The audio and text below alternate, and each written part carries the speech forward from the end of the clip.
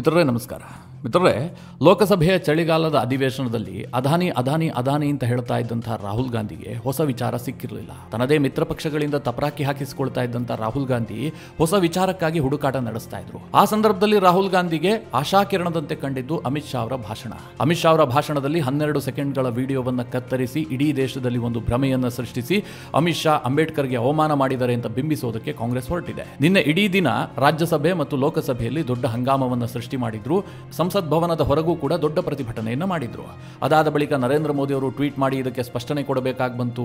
ಆನಂತರ ಅಮಿತ್ ಶಾ ಅವರು ಖುದ್ದು ಪ್ರೆಸ್ ಮೀಟ್ ಮಾಡಿ ಈ ಬಗ್ಗೆ ಸ್ಪಷ್ಟನೆಯನ್ನು ಕೊಟ್ಟಿದ್ದಾರೆ. ಆದರೂ ಕೂಡ ಕಾಂಗ್ರೆಸ್ನವರು ಈ ಅಸ್ತ್ರವನ್ನು ಬಿಡೋದಕ್ಕೆ ಸಿದ್ಧ ಇಲ್ಲ. ಒಂದು ಸುಳ್ಳು ಸುದ್ದಿಯನ್ನ ಇಡೀ ದೇಶಾದ್ಯಂತ ದೊಡ್ಡ ಮಟ್ಟದಲ್ಲಿ ಬಿಂಬಿಸಬೇಕು ಅಂತ ಕಾಂಗ್ರೆಸ್ನವರು ಹೊರಟಿದ್ದಾರೆ. ಅವರ ಇಡೀ ಇಕೋಸಿಸ್ಟಮ್ ಇದರಲ್ಲಿ ಆಕ್ಟಿವೇಟ್ ಆಗಿದೆ. ಇದರ ನಡುವೆ ಇವತ್ತು ರಾಹುಲ್ ಗಾಂಧಿ ಸ್ವತಃ ಬಹಳ ಹಿನ್ನಡೆಯನ್ನು ಅನುಭವಿಸುವಂತಾಗಿದೆ. ಅದೇನು ಕೇಳಿದ್ರೆ, ಬಿಜೆಪಿಯ ಒಬ್ಬ ಎಂಪಿ ರಾಹುಲ್ ಗಾಂಧಿ ಕಾರಣದಿಂದ ಗಾಯಗೊಂಡಿದ್ದಾರೆ. ರಾಹುಲ್ ಗಾಂಧಿ ಈಗ ಗೂಂಡಾಗಿರಿ ಮಾಡದಂತಹ ಆರೋಪವನ್ನು ಎದುರಿಸ್ತಾ ಇದ್ದಾರೆ. ರಾಹುಲ್ ಗಾಂಧಿ ಹಲ್ಲೆ ಮಾಡಿದ್ರು ಅಂತ ಅವರು ದೂರ್ತಾ ಇದ್ದಾರೆ. ದೊಡ್ಡ ಮಟ್ಟದಲ್ಲಿ ಹಂಗಾಮ ಆಗ್ತಾ ಇದೆ. ಬಿಜೆಪಿ ಅವರಂತೂ ಫುಲ್ ಅಟ್ಯಾಕಿಂಗ್ ಮೋಡಿಗೆ ಹೋಗ್ಬಿಟ್ಟಿದ್ದಾರೆ. ಅಂದ್ರೆ ರಾಹುಲ್ ಗಾಂಧಿ ಒಬ್ಬ ಸಂಸದರಾಗಿರೋದಕ್ಕೆ ಯೋಗ್ಯತೆ ಇಲ್ಲ ಅಂತ ಹೇಳಿ ಬಿಜೆಪಿ ಅವರು ಮಾತನಾಡೋದಕ್ಕೆ ಶುರು ಮಾಡಿದ್ದಾರೆ. ಯಾಕೆ ಕೇಳಿದ್ರೆ, ಫಿಸಿಕಲಿ ಹಲ್ಲೆ ಮಾಡಿದ್ದಾರೆ. ಒಬ್ಬ ಹಿರಿಯ ಸಂಸದ, ಮಾಜಿ ಸಚಿವನಿಗೆ ಗಾಯಗೊಳಿಸುವಂತಹ ಕೆಲಸವನ್ನು ರಾಹುಲ್ ಗಾಂಧಿ ಮಾಡಿದ್ದಾರೆ ಅಂತ ಹೇಳಿ ಬಿಜೆಪಿ ಅವರು ಆರೋಪ ಮಾಡ್ತಾ ಇದ್ದಾರೆ. ಇನ್ನೊಂದು ಕಡೆ ಕಾಂಗ್ರೆಸ್ನವರು ಇದಕ್ಕೂ ನಮಗೂ ಸಂಬಂಧ ಇಲ್ಲ, ಅವರೇ ನಮಗೆ ತಡೆಯೋದಕ್ಕೆ ಬಂದ್ರು, ಹೀಗಾಗಿ ಎಲ್ಲ ಘಟನೆ ನಡೀತು ಅಂತ ರಾಹುಲ್ ಗಾಂಧಿ ಹಾರಿಕೆಯ ಉತ್ತರ ಕೊಟ್ಟಿದ್ದಾರೆ. ಈಗ ರಾಹುಲ್ ಗಾಂಧಿ ವಿರುದ್ಧ ದೂರು ಕೊಡೋದಕ್ಕೂ ಕೂಡ ಬಿಜೆಪಿ ಮತ್ತು ಟಿಡಿಪಿಯ ಸಂಸದರು ಮುಂದಾಗ್ತಾ ಇದ್ದಾರೆ. ಏನಿದು ಘಟನೆ? ರಾಹುಲ್ ಗಾಂಧಿ ನಿಜವಾಗ್ಲೂ ಹಲ್ಲೆ ಮಾಡಿದ್ರ? ಯಾರಿಗೆ ಗಾಯ ಆಗಿದ್ದು? ಏನೇನಾಯಿತು? ಸಂಸತ್ ಭವನದ ಮುಂದೆ ಆದಂತಹ ಹೈಡ್ರಾಮಾ ಏನು? ಎಲ್ಲವುದನ್ನು ನಿಮಗೆ ಡೀಟೇಲ್ ಆಗಿ ತಿಳಿಸ್ಕೊಡುವಂತಹ ಪ್ರಯತ್ನ ಮಾಡ್ತೀನಿ. ನೀವು ಈ ವಿಡಿಯೋನ ಕೊನೆವರೆಗೂ ಮಿಸ್ ಮಾಡದೆ ನೋಡಿ. ಮಿತ್ರರೇ, ನಿಮಗೆಲ್ಲ ಗೊತ್ತಿರುವ ಹಾಗೆ ಈ ಬಾರಿ ಚಳಿಗಾಲದ ಅಧಿವೇಶನದಲ್ಲಿ ರಾಹುಲ್ ಗಾಂಧಿ ಅದಾನಿ ವಿಚಾರವನ್ನು ಪ್ರಸ್ತಾಪ ಮಾಡ್ತಾ ಇದ್ರು. ಆದರೆ ಅದಾನಿ ವಿಚಾರಕ್ಕೆ ಯಾವುದೇ ರೀತಿಯಲ್ಲೂ ಟ್ರಾಕ್ಷನ್ ಸಿಕ್ಕಿಲ್ಲ. ಸಮಾಜವಾದಿ ಪಕ್ಷ ವಿರೋಧ ಮಾಡ್ತು, ಟಿಎಂಸಿ ವಿರೋಧ ಮಾಡ್ತು, ಕಾಂಗ್ರೆಸ್ನ ಮಿತ್ರ ಪಕ್ಷಗಳೇ ವಿರೋಧ ವ್ಯಕ್ತಪಡಿಸಿದ್ವು. ಅದಾದ ನಂತರ ಕಾಂಗ್ರೆಸ್ ಏನ್ ಡಿಮ್ಯಾಂಡ್ ಇಡುತ್ತೆ? ಈ ದೇಶದಲ್ಲಿ ಸಂವಿಧಾನ ರಚನೆಯಾಗಿ 75 ವರ್ಷ ಆಗ್ತಾ ಇದೆ. ಹೀಗಾಗಿ ಸಂವಿಧಾನದ ಕುರಿತು ಚರ್ಚೆ ಆಗಬೇಕು ಅಂತ ಕಾಂಗ್ರೆಸ್ನವರು ಮತ್ತು INDIA ಕೂಟದ ಪಕ್ಷಗಳು ಡಿಮ್ಯಾಂಡ್ ಇಡ್ತವೆ. ಸರ್ಕಾರ ಇದಕ್ಕೆ ಒಪ್ಕೊಳ್ಳುತ್ತೆ. ಆದರೆ ಲೋಕಸಭೆಯಲ್ಲಿ ಆಗಿದ್ದೇ ಬೇರೆ. ಸರ್ಕಾರ ಕಂಪ್ಲೀಟ್ ಆಗಿ ಸಂವಿಧಾನದ ಕುರಿತಾಗಿ ಕಾಂಗ್ರೆಸ್ ಅನ್ನ ಟಾರ್ಗೆಟ್ ಮಾಡಿ ಮಾತನಾಡೋದಕ್ಕೆ ಶುರು ಮಾಡುತ್ತೆ. ಈ 75 ವರ್ಷದಲ್ಲಿ ಕಾಂಗ್ರೆಸ್ ಯಾವ ರೀತಿಯಲ್ಲಿ ಸಂವಿಧಾನದ ಮೇಲೆ ಗದಾಪ್ರಹಾರ ಮಾಡಿದೆ, ಯಾವ ರೀತಿಯಾಗಿ ಅಟ್ಯಾಕ್ ಮಾಡಿದೆ, ಇದೆಲ್ಲೋದನ್ನ ಬಿಡಿಸಿ ಹೇಳೋದಕ್ಕೆ ಶುರು ಮಾಡಿದ್ರು. ನರೇಂದ್ರ ಮೋದಿ ಇದ್ರ ಬಗ್ಗೆ ಮಾತನಾಡಿದ್ರು. ಇನ್ನೊಂದು ಕಡೆಯಲ್ಲಿ JP ನಡ್ಡಾ, ನಿರ್ಮಲಾ ಸೀತಾರಾಮನ್ ಎಲ್ಲರೂ ಮಾತನಾಡಿದ್ರು. ಅಂತಿಮವಾಗಿ ರಾಜ್ಯಸಭೆಯಲ್ಲಿ ಅಮಿತ್ ಶಾ ಕೂಡ ಮಾತನಾಡಿದ್ರು. ಅಮಿತ್ ಶಾ ಅಂತೂ ಫುಲ್ ಅಟ್ಯಾಕಿಂಗ್ ಮೂಡ್ ನಲ್ಲೇ ಇದ್ರು. ಕಾಂಗ್ರೆಸ್ನ ಬಗ್ಗೆ ಸಾಕಷ್ಟು ದಾಖಲೆಗಳನ್ನು ಇಟ್ಕೊಂಡು ಮಾತನಾಡಿದ್ರು. ಹಾಗೆ ಮಾತನಾಡುವಂತಹ ವೇಳೆ ಅಮಿತ್ ಶಾ ಏನ್ ಮಾಡಿದ್ರು? ಇವತ್ತು ಅಂಬೇಡ್ಕರ್ ಅಂತ ಹೇಳುವಂತಹದ್ದು ಒಂದು ಪ್ಯಾಷನ್ ಆಗ್ಬಿಟ್ಟಿದೆ. ಒಂದು ವೇಳೆ ಇವರು ಅಂಬೇಡ್ಕರ್ ಬದಲಾಗಿ ದೇವರ ಹೆಸರನ್ನ ಹೇಳಿದ್ದೇ ಆಗಿದ್ರೆ ಇವರಿಗೆ 7 ಜನ್ಮಕ್ಕೂ ಕೂಡ ಸ್ವರ್ಗ ಪ್ರಾಪ್ತಿ ಆಗ್ತಾ ಇತ್ತು. ಅಂಬೇಡ್ಕರ್ ಹೆಸರನ್ನ 100 ಬಾರಿ ಹೇಳಲಿ, ಅದು ನಮಗೆ ಖುಷಿ ಕೊಡುತ್ತೆ. ಯಾಕೆಂದ್ರೆ ಇವರು ನಮ್ಮ ಕಾರಣದಿಂದಾಗಿ ಅಂಬೇಡ್ಕರ್ ಹೆಸರನ್ನ ಹೇಳ್ತಾ ಇದ್ದಾರೆ. ಇಲ್ಲದೆ ಹೋದ್ರೆ ಇವ್ರ ಬಾಯಲ್ಲಿ ಅಂಬೇಡ್ಕರ್ ಹೆಸರು ಬರ್ತಾ ಇತ್ತಾ?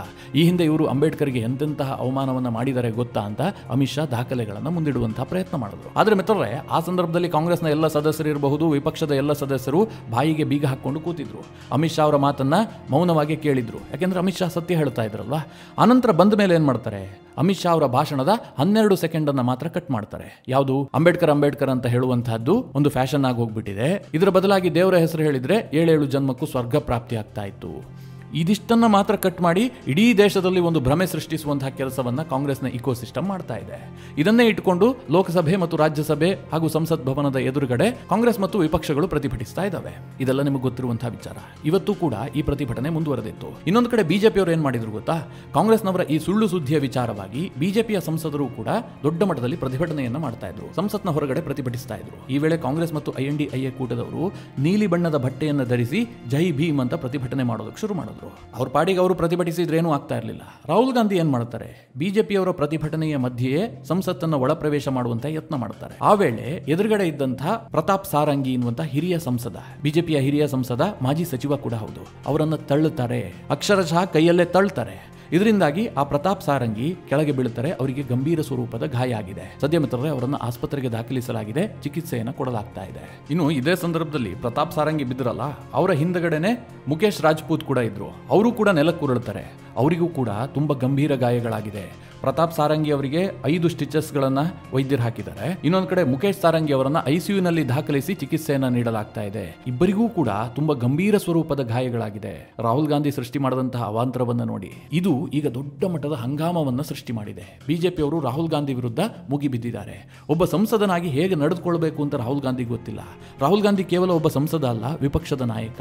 ಅವರಿಗೆ ಮಾತನಾಡೋದಕ್ಕೆ ವಿಚಾರ ಇಲ್ಲ, ಹೀಗಾಗಿ ಹಲ್ಲೆ ಮಾಡಿದ್ದಾರೆ. ಇನ್ನೋರ್ವ ಸಂಸದನ ಮೇಲೆ ಹಲ್ಲೆ ಮಾಡಿದ್ದಾರೆ ಅಂತ ರಾಹುಲ್ ಗಾಂಧಿ ವಿರುದ್ಧವಾಗಿ ಬಿಜೆಪಿಯವರು ಆರೋಪ ಮಾಡ್ತಾ ಇದ್ದಾರೆ. ಜೊತೆಗೆ ಬಿಜೆಪಿಯ ಸಂಸದರಾದಂತಹ ಬಾನ್ಸುರಿ ಸ್ವರಾಜ್ ಮತ್ತು ಟಿಡಿಪಿಯ ಸಂಸದರಾದಂತಹ ಬೈರಾರೆಡ್ಡಿ ದೂರು ದಾಖಲಿಸುವುದಕ್ಕೂ ಕೂಡ ನಿರ್ಧಾರ ಮಾಡಿದ್ದಾರೆ. ಅಂದ್ರೆ ರಾಹುಲ್ ಗಾಂಧಿ ವಿರುದ್ಧ ಎಫ್ಐಆರ್ ಆಗಬೇಕು, ಫಿಸಿಕಲಿ ಹಲ್ಲೆ ಮಾಡಿದ್ದಾರೆ, ಒಬ್ಬ ಹಿರಿಯ ಸಂಸದನಿಗೆ ಘಾಸಿಗೊಳಿಸಿದ್ದಾರೆ ಅಂತ ಹೇಳಿ ಅವರು ದೂರು ದಾಖಲಿಸುವುದಕ್ಕೂ ಕೂಡ ಮುಂದಾಗಿದ್ದಾರೆ. ಒಂದು ರೀತಿಯಲ್ಲಿ ರಾಹುಲ್ ಗಾಂಧಿಗೆ ದೊಡ್ಡ ಹಿನ್ನಡೆಯಾಗಿದೆ. ಗಾಯ ಆಯ್ತಲ್ಲ, ಆ ಸಂದರ್ಭದಲ್ಲಿ ಪ್ರತಾಪ್ ಸಾರಂಗಿ ಖುದ್ದು ಹೇಳಿಕೆ ಕೊಟ್ಟಿದ್ದಾರೆ, ನನಗೆ ರಾಹುಲ್ ಗಾಂಧಿ ತಳ್ಳಿದ್ದಾರೆ, ಅವರ ಕಾರಣದಿಂದಾಗಿ ಗಾಯ ಆಯಿತು ಅಂತ. ಹೀಗಾಗಿ ಈ ವಿವಾದ ಭುಗಿಲೆದ್ದಿದ್ದು. ಮಿತ್ರರೇ, ರಾಹುಲ್ ಗಾಂಧಿ ಒಬ್ಬ ವಿಪಕ್ಷ ನಾಯಕ, ಇದನ್ನು ಅವರು ಮರೆತಂತೆ ಕಾಣ್ತಾ ಇದೆ. ಅದು ಅಲ್ಲದೆ ಇನ್ಯಾವುದೋ ಸಂಸದನಿಗೆ ಗಾಯ ಆಗಿದ್ರೆ, ಈಗ ಕೆಲವರು ತುಂಬಾ ಆಕ್ಟಿವ್ ಆಗಿರ್ತಾರಪ್ಪ, ಮಾತಿಗೆ ಮಾತು ಬೆಳೆಯುತ್ತೆ, ಆ ಸಂದರ್ಭದಲ್ಲಿ ಏನೋ ಆಯಿತು ಅಂತ ಹೇಳೋದಕ್ಕೆ ಗಾಯ ಆಗಿದ್ದು ಯಾರಿಗೆ? ಪ್ರತಾಪ್ ಸಾರಂಗಿಗೆ. ಪ್ರತಾಪ್ ಸಾರಂಗಿ ನಿಮಗೆಲ್ಲ ಪರಿಚಯ ಇದೆ ಅಂತ ನಾನು ಭಾವಿಸಿದ್ದೀನಿ. ಯಾಕೆ ಗೊತ್ತಾ? 2019ರಲ್ಲಿ ನರೇಂದ್ರ ಮೋದಿ ಅವರು ಕ್ಯಾಬಿನೆಟ್ ಅನ್ನು ರಚನೆ ಮಾಡಿದ್ರಲ್ಲ, ಆ ಸಂದರ್ಭದಲ್ಲಿ ಒಂದು ಅಚ್ಚರಿ ಕಾದಿತ್ತು. ಪ್ರತಾಪ್ ಸಾರಂಗಿ ಅವರನ್ನ ಕೇಂದ್ರ ಕ್ಯಾಬಿನೆಟ್ಗೆ ನರೇಂದ್ರ ಮೋದಿ ಅವರು ತೆಗೆದುಕೊಂಡಿದ್ರು. ಒಬ್ಬ ಕೃಷಕಾಯದ ವ್ಯಕ್ತಿ, ಗಡ್ಡ ಬಿಟ್ಟಿದ್ರು, ನೋಡಿದ್ರೆ ಅವರು ಸಂಸದರು ಅಂತಲೇ ಅನಿಸ್ತಾ ಇರಲಿಲ್ಲ. ಬಹಳ ಸಿಂಪಲ್ ಆಗಿದ್ದಂತಹ ಒಬ್ಬ ವ್ಯಕ್ತಿ, ಅತ್ಯಂತ ಕಡುಬಡ ಕುಟುಂಬದಿಂದ ಬಂದಂತಹ ಒಬ್ಬ ವ್ಯಕ್ತಿ, ಹಿಂದೆ ಮುಂದೆ ಯಾರೂ ಇಲ್ಲ ಅಂತಹ ಒಬ್ಬ ಪ್ರತಾಪ್ ಸಾರಂಗಿಯನ್ನ ತಂದು ನರೇಂದ್ರ ಮೋದಿ ಅವರು ಮಂತ್ರಿ ಮಾಡಿದ್ರು. ಈ ಬಾರಿ ಅವರು ಮಂತ್ರಿ ಆಗಿಲ್ಲ, ಕೇವಲ ಸಂಸದರಾಗಿದ್ದಾರೆ. ಒಡಿಶಾ ಮೂಲದವರು, ಯಾರಿಗೂ ಒಂದು ಎದುರು ಮಾತನಾಡದಂತವರಲ್ಲ, ಅತ್ಯಂತ ಸೌಮ್ಯ ಸ್ವಭಾವದವರು. ಅಂತಹ ಒಬ್ಬ ತಾಳ್ಮೆ ಇರುವ ವ್ಯಕ್ತಿಗೆ ಈಗ ಗಾಯ ಆಗಿದೆ, ಅದು ಕೂಡ ರಾಹುಲ್ ಗಾಂಧಿ ತಳ್ಳಿದ್ದಾರೆ. ಅಂದ್ರೆ ರಾಹುಲ್ ಗಾಂಧಿ ಯಾವ ರೀತಿಯಾಗಿ ವರ್ತಿಸಿರಬಹುದು ಅಂತ ಯೋಚನೆ ಮಾಡಿ. ಇದೇ ಕಾರಣಕ್ಕೆ ಈ ವಿವಾದ ಭುಗಿಲೆದ್ದಿದ್ದು. ಮಿತ್ರರೇ, ಪ್ರತಾಪ್ ಸಾರಂಗಿಗೆ 70 ವರ್ಷ. ಅವರೇನು ದೃಢಕಾಯರ? ರಾಹುಲ್ ಗಾಂಧಿ ತಳ್ಳಿದ್ರೆ ಚೇತರಿಸಿಕೊಳ್ಳುವಷ್ಟು ಸಾಮರ್ಥ್ಯ ಅವರಿಗಿದೆಯಾ? ಖಂಡಿತವಾಗ್ಲೂ ಇಲ್ಲ. ಸಣಕಲು ಶರೀರ, ಗಾಳಿಯನ್ನು ಊದಿದ್ರೆ ಸಾಕು ಬಿದ್ದೋಗುವಂತ ಶರೀರ, ಅಷ್ಟು ಸಣ್ಣದಾಗಿದ್ದಾರೆ. ಅವ್ರ ಮೇಲೆ ರಾಹುಲ್ ಗಾಂಧಿ ದರ್ಪ ತೋರಿಸಿದ್ರೆ ಏನಾಗಬೇಡ ಹೇಳಿ. ಈಗ ಇದು ದೊಡ್ಡ ಮಟ್ಟದಲ್ಲಿ ಹಂಗಾಮ ಸೃಷ್ಟಿಯಾಗಿದೆ. ರಾಹುಲ್ ಗಾಂಧಿ ವಿರುದ್ಧ ಕ್ರಮ ಆಗಬೇಕು ಅಂತ ಬಿಜೆಪಿಯವರು ಪಟ್ಟು ಹಿಡಿದು ಕೂತಿದ್ದಾರೆ. ಮಿತ್ರರೇ, ಅದಕ್ಕೆ ಹೇಳೋದು, ನೀವು ಸುಳ್ಳು ರಾಜಕಾರಣವನ್ನ ಮಾಡೋದಕ್ಕೆ ಹೋಗಬಾರ್ದು. ನಿಮಗೆ ಒಂದಲ್ಲ ಒಂದು ರೀತಿಯಲ್ಲಿ ಅದು ಬಂದು ಹೊಡೆಯುತ್ತೆ ಅಂತ. ನೀವೇನೋ ಬಯಸಿದ್ರೆ ವಿಧಿ ಇನ್ನೇನೋ ಬಯಸಿರುತ್ತೆ. ರಾಹುಲ್ ಗಾಂಧಿ ಇದನ್ನು ಅರ್ಥ ಮಾಡ್ಕೊಳ್ಬೇಕು. ಅವರಿಗೆ ಈ ದೇಶದಲ್ಲಿ ಯಶಸ್ಸು ಸಿಕ್ಕಿಲ್ಲ, ಆ ಯಶಸ್ಸಿಗಾಗಿ ಅವರು ತಪಸ್ಸು ಮಾಡಬೇಕು. ರಾಹುಲ್ ಗಾಂಧಿ ನೇರ ಮಾರ್ಗದಲ್ಲಿ ರಾಜಕಾರಣವನ್ನ ಮಾಡಬೇಕು. ವಾಮ ಮಾರ್ಗದಲ್ಲಿ ರಾಜಕಾರಣ ಮಾಡೋಕೆ ಹೋದ್ರೆ ದೇವರು ಸುಮ್ಮನಿರ್ತಾನ? ಈ ರೀತಿಯ ಘಟನೆಗಳಾಗತ್ತೆ. ಈಗ ರಾಹುಲ್ ಗಾಂಧಿ ಎಂತಹ ದೊಡ್ಡ ಅವಮಾನವನ್ನು ಎದುರಿಸ್ತಾ ಇದ್ದಾರೆ. ಒಬ್ಬ 70 ವರ್ಷದ ವೃದ್ಧ ಸಂಸದನಿಗೆ ಹಲ್ಲೆ ಮಾಡಿದ ಆರೋಪ ಅಂತಂದ್ರೆ ಸುಮ್ಮನೆನಾ? ಮಿತ್ರರೇ, ಕಾಂಗ್ರೆಸ್ ಯಾಕೆ ಇಷ್ಟು ಆಕ್ಟಿವ್ ಆಗಿದೆ? ಅಂಬೇಡ್ಕರ್ ವಿಚಾರದಲ್ಲಿ ಕಾಂಗ್ರೆಸ್ ಇಷ್ಟೊಂದು ಉತ್ಸಾಹವನ್ನು ತೋರಿಸ್ತಾ ಇರೋದು ಯಾಕೆ? ಇದಕ್ಕೆ ಕಾರಣ ನಿಮಗೆಲ್ಲ ಗೊತ್ತು, ದಲಿತ ರಾಜಕಾರಣ. ಮಿತ್ರರೇ, ಈ ಹಿಂದೆ ದಲಿತ ಸಮುದಾಯದವರು ಕಾಂಗ್ರೆಸ್ ಎಷ್ಟೇ ಅವರಿಗೆ ಅವಮಾನ ಮಾಡಿರಲಿ, ಅಂಬೇಡ್ಕರ್ ಅವರಿಗೆ ಅಪಮಾನ ಮಾಡಿರಲಿ, ಆ ಸಮುದಾಯ ಕಾಂಗ್ರೆಸ್ ಜೊತೆಗೆ ನಿಂತ್ಕೊಂಡಿತ್ತು. ಈ ಕಾರಣದಿಂದಾಗಿ ಕಾಂಗ್ರೆಸ್ಗೆ ಅನಾಯಾಸವಾಗಿ ಒಂದಷ್ಟು ಸೀಟ್ಗಳು ಬರ್ತಾ ಇದ್ವು. ಆದರೆ 2014ರ ನಂತರ ಇದು ಬದಲಾಯಿತು. ಆ ಸೀಟ್ಗಳು ಕಂಪ್ಲೀಟ್ ಆಗಿ ಬಿಜೆಪಿಗೆ ಶಿಫ್ಟ್ ಆಗೋದಕ್ಕೆ ಶುರುವಾಯಿತು. ದಲಿತ ಮತದಾರರು ಕಂಪ್ಲೀಟ್ ಆಗಿ ಬಿಜೆಪಿ ಕಡೆ ವಾಲ್ಬಿಟ್ರು.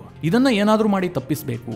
ಬಿಜೆಪಿ ದಲಿತ ವಿರೋಧಿ, ಅಂಬೇಡ್ಕರ್ ವಿರೋಧಿ, ಬಿಜೆಪಿ ಸಂವಿಧಾನದ ವಿರೋಧಿ, ಇವರು ಮೀಸಲಾತಿಯ ವಿರೋಧಿ, ಈ ರೀತಿಯ ಹಣೆಪಟ್ಟಿಯನ್ನ ಬಿಜೆಪಿಗೆ ಕಟ್ಟಬೇಕು ಅಂತ ಕಾಂಗ್ರೆಸ್ನ ಇಕೋಸಿಸ್ಟಮ್ ನಿರಂತರವಾಗಿ ಪ್ರಯತ್ನ ಮಾಡ್ತಾ ಇದೆ. ಲೋಕಸಭೆಯಲ್ಲಿ ಇವರ ಸುಳ್ಳು ಪ್ರಚಾರ ಇತ್ತಲ್ಲ, ಸಂವಿಧಾನ ಬದಲಾಯಿಸಿಬಿಡ್ತಾರೆ, ನರೇಂದ್ರ ಮೋದಿ ಅವರು ಮೀಸಲಾತಿ ತೆಗೆದುಹಾಕ್ಬಿಡ್ತಾರೆ, ಈ ಎಲ್ಲ ವಿಚಾರವನ್ನು ಇಟ್ಟುಕೊಂಡು ಕಾಂಗ್ರೆಸ್ಗೆ ಸಣ್ಣ ಯಶಸ್ಸು ಕೂಡ ಸಿಕ್ಕಿದೆ. ಈಗ ಅಮಿತ್ ಶಾ ಅವರು ಏನು ಭಾಷಣ ಮಾಡಿದಾರಲ್ಲ, ಇದರಲ್ಲಿ ಸ್ವಲ್ಪ ಭಾಗವನ್ನ ಕಟ್ ಮಾಡಿ ಪೂರ್ಣ ವಿಚಾರವನ್ನ ಜನರಿಗೆ ತಿಳಿಸದೆ ಅದರಲ್ಲಿ ನಾವು ರಾಜಕೀಯ ಲಾಭ ಮಾಡಿಕೊಳ್ಳಬೇಕು ಅಂತ ಕಾಂಗ್ರೆಸ್ನವರು ಹೊರಟಿದ್ದಾರೆ. ನಿಮಗೊಂದಷ್ಟು ಅಂಕಿಅಂಶ ಕೊಡ್ತೀನಿ, ಅವಾಗ ನಿಮಗೆ ಅರ್ಥ ಆಗುತ್ತೆ ಯಾಕೋಸ್ಕರವಾಗಿ ಇವರು ದಲಿತ ರಾಜಕಾರಣವನ್ನು ಮಾಡ್ತಾ ಇದ್ದಾರೆ, ಯಾಕೆ ಇವರಿಗೆ ಅಂಬೇಡ್ಕರ್ ಅವರ ಹೆಸರು ನೆನಪಾಗ್ತಾ ಇದೆ ಅನ್ನೋದಕ್ಕೆ. ಮಿತ್ರರೇ, ಇವತ್ತು ದೇಶದಲ್ಲಿ ಒಟ್ಟು 543 ಲೋಕಸಭಾ ಕ್ಷೇತ್ರಗಳಿದಾವೆ. ಇದರಲ್ಲಿ 84 ಕ್ಷೇತ್ರಗಳನ್ನ ದಲಿತರಿಗೆ ಮೀಸಲಿಡಲಾಗಿದೆ. ಅಲ್ಲಿ ದಲಿತರೇ ಸ್ಪರ್ಧೆ ಮಾಡಬೇಕು, ದಲಿತ ಮೀಸಲು ಕ್ಷೇತ್ರಗಳು. ಈ ಹಿಂದೆ 2009ರ ಚುನಾವಣೆಯಲ್ಲಿ ಈ 84ರ ಪೈಕಿ 30 ಕ್ಷೇತ್ರವನ್ನ ಕಾಂಗ್ರೆಸ್ ಗೆದ್ದುಕೊಂಡಿತ್ತು. ಬಿಜೆಪಿ ಕೇವಲ 12 ಕ್ಷೇತ್ರವನ್ನ ಗೆದ್ದುಕೊಂಡಿತ್ತು. ಆದ್ರೆ ಮಿತ್ರರೇ, 2014ರ ವೇಳೆಗೆ ಕಾಂಗ್ರೆಸ್ ಈ ದಲಿತ ಮೀಸಲು ಕ್ಷೇತ್ರಗಳ ಪೈಕಿ ಕೇವಲ 7 ಕ್ಷೇತ್ರವನ್ನ ಗೆದ್ದುಕೊಳ್ಳುತ್ತೆ. 2014ರಲ್ಲಿ ಬಿಜೆಪಿ 40 ಕ್ಷೇತ್ರವನ್ನ ಗೆದ್ದುಕೊಳ್ಳುತ್ತೆ. ಅಜಗಜಾಂತರ ವ್ಯತ್ಯಾಸ ಆಗಿಬಿಡುತ್ತೆ. ದಲಿತರು ಬಿಜೆಪಿಗೆ ಶಿಫ್ಟ್ ಆಗ್ತಾರೆ. ಹಾಗೆ 2019ರಲ್ಲಿ ಕಾಂಗ್ರೆಸ್ನ ಸ್ಥಾನ ಮತ್ತೂ ಒಂದು ಕಡಿಮೆ ಆಗುತ್ತೆ. ಕಾಂಗ್ರೆಸ್ ಕೇವಲ 6 ಸ್ಥಾನವನ್ನ ಮಾತ್ರ ಗೆಲ್ಲುತ್ತೆ. 84ರ ಪೈಕಿ ಕಾಂಗ್ರೆಸ್ ಗೆದ್ದಿದ್ದು 6 ಮಾತ್ರ, ಬಿಜೆಪಿ 46 ಗೆಲ್ಲುತ್ತೆ. ಹಾಗೆ ಮಿತ್ರರೇ, 2024ರಲ್ಲಿ ಬಿಜೆಪಿಯ ಸ್ಥಾನ 20ಕ್ಕೆ ಕುಸಿದಿದೆ. ಕಾಂಗ್ರೆಸ್ನ ಸ್ಥಾನ 6ರಿಂದ 29ಕ್ಕೆ ಏರಿಕೆಯಾಗಿದೆ. ಅಂದ್ರೆ ದಲಿತ ಮತಗಳು ಶಿಫ್ಟ್ ಆದ ಕಾರಣದಿಂದಲೇ ಕಾಂಗ್ರೆಸ್ಗೆ ಜಯ ಸಿಕ್ಕಿದೆ. ಕಂಪ್ಲೀಟ್ ಆಗಿ ಈ ದಲಿತ ಮತಗಳೇನಿದೆ ಇದು ಕಾಂಗ್ರೆಸ್ಗೆ ಶಿಫ್ಟ್ ಆಗಬೇಕು ಅಂತ ಕಾಂಗ್ರೆಸ್ನವರ ಪ್ರಯತ್ನ. ಅದಕ್ಕೋಸ್ಕರವಾಗಿ ಬಿಜೆಪಿಯ ವಿರುದ್ಧ ಸುಳ್ಳು ಹೇಳುವಂತಹ ಪ್ರಯತ್ನ ಮಾಡ್ತಾ ಇದ್ದಾರೆ. ಬಿಜೆಪಿಯವರು ಅಂಬೇಡ್ಕರ್ ವಿರೋಧಿ, ಬಿಜೆಪಿಯವರು ಸಂವಿಧಾನದ ವಿರೋಧಿ, ಈ ರೀತಿಯ ಹಣೆಪಟ್ಟಿಯನ್ನ ಕಟ್ಟೋದಕ್ಕೆ ಕಾಂಗ್ರೆಸ್ನ ಒಂದು ಇಕೋಸಿಸ್ಟಮ್ ಹಗಲು ರಾತ್ರಿ ಪ್ರಯತ್ನ ಪಡ್ತಾ ಇದೆ. ಇದಿಷ್ಟೇ ಅಲ್ಲ ಮಿತ್ರರೇ, ಹಾಗೆ 2023ರಲ್ಲಿ ರಾಜಸ್ಥಾನ, ಮಧ್ಯಪ್ರದೇಶ, ಛತ್ತೀಸ್ಗಢ, ತೆಲಂಗಾಣ ಈ ಎಲ್ಲ ರಾಜ್ಯಗಳ ಚುನಾವಣೆ ನಡೆಯುತ್ತೆ. ಅಲ್ಲಿ ಒಟ್ಟು 98 ಕ್ಷೇತ್ರಗಳು ದಲಿತರಿಗಾಗಿ ಮೀಸಲಿ ಇದ್ದಂತಹ ಕ್ಷೇತ್ರಗಳಿದ್ವು. ಈ ಪೈಕಿ ಬಿಜೆಪಿ 57 ಕ್ಷೇತ್ರವನ್ನು ಗೆದ್ದುಕೊಳ್ಳುತ್ತೆ. ಕಾಂಗ್ರೆಸ್ ಕೇವಲ 40 ಕ್ಷೇತ್ರವನ್ನು ಗೆದ್ದುಕೊಂಡಿರುತ್ತೆ. ಅದೇ 2018ರ ಚುನಾವಣೆಯಲ್ಲಿ ಈ 98 ಕ್ಷೇತ್ರಗಳ ಪೈಕಿ ಬಿಜೆಪಿ ಕೇವಲ 32 ಕ್ಷೇತ್ರವನ್ನು ಗೆದ್ದಿರುತ್ತೆ, ಕಾಂಗ್ರೆಸ್ 45 ಕ್ಷೇತ್ರವನ್ನು ಗೆದ್ದಿರುತ್ತೆ.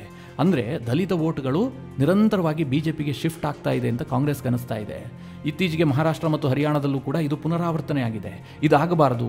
ಮತ್ತೆ ದಲಿತ ವೋಟ್ಗಳನ್ನು ಕಾಂಗ್ರೆಸ್ಗೆ ಬರುವಂತೆ ಮಾಡಬೇಕು, ದಂಡಿಯಾಗಿ ದಲಿತ ವೋಟ್ಗಳು ಕಾಂಗ್ರೆಸ್ಗೆ ಬರಬೇಕು ಅಂತೇಳಿ ಕಾಂಗ್ರೆಸ್ನವರು ಈ ರಾಜಕಾರಣವನ್ನು ಮಾಡ್ತಾ ಇದ್ದಾರೆ. ಬಿಜೆಪಿಯ ವಿರುದ್ಧ ಸುಳ್ಳು ಪ್ರಚಾರವನ್ನು ಮಾಡ್ತಾ ಇದ್ದಾರೆ. ನಿಮಗೆ ಗೊತ್ತಿರಬಹುದು, ಲೋಕಸಭಾ ಚುನಾವಣೆ ವೇಳೆ ಅಮಿತ್ ಶಾ ಅವರ ಭಾಷಣವನ್ನು ತಿರುಚಿ ಅದನ್ನು ಪ್ರಸಾರ ಮಾಡಲಾಗ್ತಾ ಇತ್ತು. ಸಂವಿಧಾನ ಬದಲಾವಣೆಯ ಕುರಿತಾಗಿ ಅಪಪ್ರಚಾರ ಮಾಡಲಾಗಿತ್ತು. ನರೇಂದ್ರ ಮೋದಿ ಅವರ ಬಗ್ಗೆ ಅಪಪ್ರಚಾರ ಮಾಡಲಾಗಿತ್ತು. ಸುಳ್ಳು ಸುದ್ದಿಯನ್ನು ಹರಿಬಿಡ್ತಾ ಇದ್ರು. ಇಡೀ ಕಾಂಗ್ರೆಸ್ನ ಇಕೋಸಿಸ್ಟಮ್ ಇದಕ್ಕೋಸ್ಕರವಾಗಿ ಹಗಲು ರಾತ್ರಿ ಶ್ರಮ ಪಡ್ತಾ ಇದೆ. ಈಗಲೂ ಮಿತ್ರರೇ, ಅಮಿತ್ ಶಾ ಅವರು ರಾಜ್ಯಸಭೆಯಲ್ಲಿ ಮಾಡಿದಂತಹ ಭಾಷಣವನ್ನ ಕೇವಲ ಸ್ವಲ್ಪ ಭಾಗವನ್ನು ಮಾತ್ರ ಕಟ್ ಮಾಡಿ ಅದರ ಮುಂದೆ ಹೇಳಿದ್ದೆಲ್ಲವುದನ್ನು ಕೂಡ ಮರೆಮಾಚಿ, ಈ ಸಂದರ್ಭದಲ್ಲಿ ಕಾಂಗ್ರೆಸ್ನವರು ಏನು ಪ್ರತಿಭಟನೆ ಮಾಡ್ತಾ ಇದ್ದಾರಲ್ಲ, ತೋರ್ಗಾಣಿಕೆಗೆ ಪ್ರತಿಭಟನೆ, ಈ ಪ್ರತಿಭಟನೆ ವೇಳೆ ಬಿಜೆಪಿಯ ಸಂಸದನಿಗೆ ಹಲ್ಲೆ ಮಾಡುವಂತಹ ಕೆಲಸವನ್ನ ಸ್ವತಃ ರಾಹುಲ್ ಗಾಂಧಿ ಮಾಡಿದ್ದಾರೆ. ಇದು ಈಗ ದೊಡ್ಡ ವಿವಾದದ ಕೇಂದ್ರ ಬಿಂದುವಾಗಿದೆ. ಮಿತ್ರರೇ, ಇದರ ಮಧ್ಯೆ ನೀವು ರಾಹುಲ್ ಗಾಂಧಿ ಅವರನ್ನ ಸ್ವಲ್ಪ ಗಮನಿಸಿ. ಅವರೀಗ ವಿಪಕ್ಷದ ನಾಯಕ. ಅವರೆಂದಾರು ವಿಪಕ್ಷ ನಾಯಕನಂತೆ ಬಿಂಬಿಸಿಕೊಳ್ತಾರ? ಅವರ ಹಾವಭಾವವನ್ನು ನೋಡಿ, ಅವರ ಬಾಡಿ ಲ್ಯಾಂಗ್ವೇಜ್ ಅನ್ನು ನೋಡಿ, ಅವರು ಇನ್ನೂ ಕೂಡ ಕಾಲೇಜಿಗೆ ಹೋಗುವಂತಹ ವಿದ್ಯಾರ್ಥಿ ರೀತಿಯಲ್ಲಿ ಪೋಸ್ ಕೊಡ್ತಾರೆ. ಟೀ ಶರ್ಟ್ ಹಾಕೊಂಡು ಲೋಕಸಭೆಯ ಅಧಿವೇಶನದಲ್ಲಿ ಭಾಗಿಯಾಗ್ತಾರೆ. ಅದೇನು ತಪ್ಪು ಅಂತ ನಮ್ಮ ಸಂವಿಧಾನದಲ್ಲಿ ಉಲ್ಲೇಖ ಮಾಡಿಲ್ಲ. ಆದ್ರೂ ಮಿತ್ರರೇ, ನೀವು ಒಂದು ಪೊಸಿಷನ್ಗೆ ಹೋದಂತಹ ಸಂದರ್ಭದಲ್ಲಿ ಅಲ್ಲಿ ಹೇಗಿರಬೇಕು ಹಾಗೆ ಇರಬೇಕು. ನೀವು ಟೀ ಶರ್ಟ್ ಹಾಕೊಂಡು ಲೋಕಸಭೆಯಲ್ಲಿ ಮಾತನಾಡ್ತೀನಿ, ನಾನು ಯುವ ಸಮುದಾಯದ ನಾಯಕ ಅಂತ ಬಿಂಬಿಸಿಕೊಳ್ತೀನಿ, ಇದೆಲ್ಲ ಸೂಟ್ ಆಗೋದಿಲ್ಲ. ಈ ದೇಶದಲ್ಲಿ ತನ್ನದೇ ಆದಂತಹ ಪರಂಪರೆ ಇರುತ್ತೆ. ಇದೇ ರಾಹುಲ್ ಗಾಂಧಿ ಅವರ ಅಜ್ಜ ನೆಹರು ಇದ್ರಲ್ಲ, ಅವರು ಲೋಕಸಭೆಗೆ ಯಾವ ರೀತಿಯಾಗಿ ಬರ್ತಾ ಇದ್ರು, ಎಂತೆಂತಹ ಸೂಟ್ಗಳನ್ನು ಧರಿಸ್ತಾ ಇದ್ರು, ಅವರ ಸೂಟ್ಗಳು ಎಲ್ಲಿ ರೆಡಿ ಆಗ್ತಾ ಇತ್ತು. ಸೋನಿಯಾ ಗಾಂಧಿ ಅವರು ಲೋಕಸಭೆಯನ್ನು ಪ್ರವೇಶ ಮಾಡಿದ್ರಪ್ಪ, ಅವರು ಡ್ರೆಸ್ ಕೋಡ್ಗೆ ಎಷ್ಟು ಮಹತ್ವವನ್ನು ಕೊಟ್ಟಿದ್ರು. ಅವರು ಇಟಲಿ ಮೂಲದವರು, ಆದರೆ ಪಾಶ್ಚಿಮಾತ್ಯ ಉಡುಗೆಯನ್ನು ಅವರು ತೊಡ್ತಾ ಇರಲಿಲ್ಲ. ಅವರು ಲೋಕಸಭೆಯನ್ನು ಪ್ರವೇಶ ಮಾಡುವಾಗ ಸೀರೆ ಉಟ್ಕೊಳ್ತಾ ಇದ್ರು. ಅಂದ್ರೆ ಅದಕ್ಕೆ ತನ್ನದೇ ಆದಂತಹ ಮಹತ್ವ ಇರುತ್ತೆ. ಆದರೆ ರಾಹುಲ್ ಗಾಂಧಿ ಲೋಕಸಭೆಗೆ ಬರುವಂತಹ ವೇಳೆ ಟೀ ಶರ್ಟ್ ಹಾಕೊಳ್ತಾರೆ. ಈ ಹಿಂದೆಯೂ ಹಾಗೆ ಬರ್ತಾ ಇದ್ರು. ಆಗ ಕೇವಲ ಅವರು ಸಂಸದರು, ಈಗ ವಿಪಕ್ಷ ನಾಯಕ.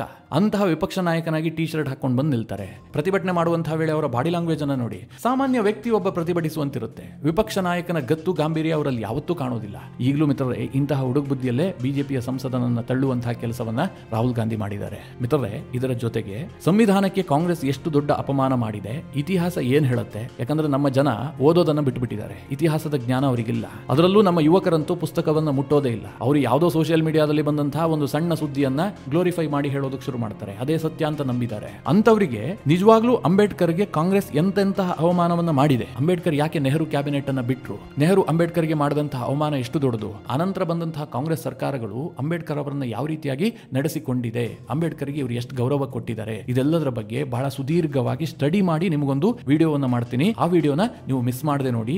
ಇದೆಲ್ಲದಕ್ಕೂ ಕೂಡ ನಿಮಗೆ ಅದರಲ್ಲಿ ಉತ್ತರ ಸಿಗುತ್ತೆ. ಮಿತ್ರರೇ, ಈ ವಿಚಾರವಾಗಿ ಬಿಜೆಪಿಯ ಸಂಸದನಿಗೆ ರಾಹುಲ್ ಗಾಂಧಿ ಮಾಡಿದಂತಹ ಹಲ್ಲೆಯ ಕುರಿತಾಗಿ ನೀವೇನು ಹೇಳ್ತೀರಿ? ನಿಮ್ಮ ಅನಿಸಿಕೆ ಅಭಿಪ್ರಾಯವನ್ನು ಕಮೆಂಟ್ ಮಾಡುವ ಮೂಲಕ ನಮಗೆ ತಿಳಿಸಿ.